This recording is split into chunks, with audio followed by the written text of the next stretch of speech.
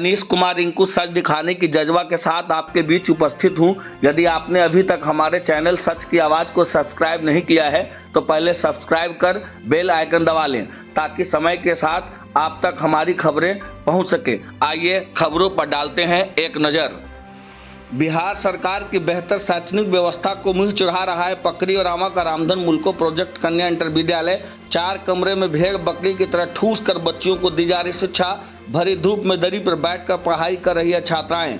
मामला नवादा जिले के कैसे उच्च माध्यमिक विद्यालय का है, जहां बिहार सरकार की शिक्षा व्यवस्था का पोल खुलकर रह गया है। भले ही सूबे के मुख्यमंत्री नीतीश कुमार ये ढिंढोरा पीटते नजर आ रहे हैं, उनके द्वारा सूबे में बेहतर शिक्षा व्यवस्था को बहाल किया जा रहा है। अच्छे शिक्षकों की नियुक्ति की गई है। ये सच है कि उक्त विद्यालय में 21 शिक्षक शिक्षिकाओं की नियुक्ति कर दी गई है, जिनमें सभी के सभी शिक्षक होनहार और काबिल हैं, पर विद्यालय में मात्र 4 कमरे ही उपलब्ध है। देखा गया कि विद्यालय में शिक्षा विभाग के निर्देश पर मासिक जांच परीक्षा का आयोजन किया गया था, जहां बच्चियां उस उक्त कड़ाके की धूप में दरी पर बैठकर अपनी परीक्षा दे रही थी। बच्चे करे तो क्या करे, अगर परीक्षा नहीं देते हैं तो उनका नामांकन रद्द हो जाता है, जिसके कारण वह धूप में ही दरी पर बैठकर परीक्षा देते नजर आई। इतना ही नहीं, विद्यालय प्रबंधन द्वारा बच्चों को कमरे के अभाव में करकट के शेड में बैठा दिया गया, जहाँ छात्राएं पसीने से तरबतर होकर परीक्षा दे रही थी। और तो और कमरे के अभाव में शौचालय के बगल में ही बेंच लगा दिया गया, जहाँ दुर्गंध के बीच छात्राएं परीक्षा देती नजर आई। विद्यालय की इस प्रकार की व्यवस्था को देखकर स्पष्ट होता है इस क्षेत्र में शिक्षा विभाग का कोई ध्यान नहीं है, जिसके कारण यह विद्यालय उपेक्षाओं का शिकार बना हुआ है।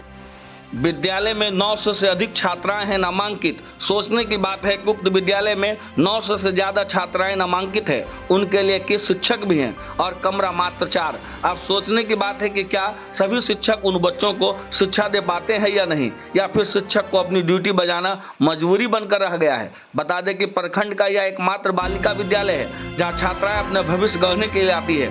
बताते चले कि उक्त विद्यालय से मैट्रिक इंटर में प्रत्येक वर्ष बेहतर अंक लाकर कई छात्राओं ने जिले का नाम रोशन किया है। यहां तक कि उक्त विद्यालय में पास आउट सैकड़ों छात्राएं पुलिस सेवा में दरोगा से लेकर कांस्टेबल, कनीय अभियंता एवं प्रोफेसर के पद पर कार्यरत हैं। फिर भी शिक्षा विभाग का नजर उक्त विद्यालय पर नहीं है।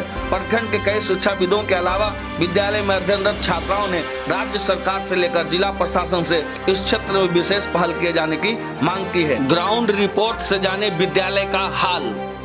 आप देख रहे हैं अभी सच की आवाज़। हम आए हैं रामधन मुल्को प्रोजेक्ट कन्या इंटर विद्यालय, जहां नामांकन के अनुकूल कमरे बहुत कम हैं और जहां बच्चे ज़मीन पर, फर्श पर, लोहे के शेड में बैठ करके पढ़ाई कर रहे हैं। आज इतना भीषण गर्मी है, बावजूद गवर्नमेंट का ध्यान इस क्षेत्र में नहीं है।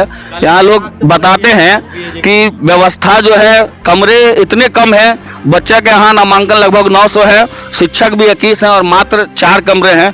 तो सोचने की बात है कि बिहार सरकार किस प्रकार की शिक्षा व्यवस्था हमारे इस नवादा जिले के इस पकरी बराऊं ब्लॉक में लाई है। अगर भवन कम है तो बच्चों का नामांकन अगर इतना है तो सरकार को इस पर जरूर ध्यान देना चाहिए। आइए हम आपको बात करते हैं। विद्यालय में एक शिक्षक हैं। सर, क्या नाम हुआ आपका?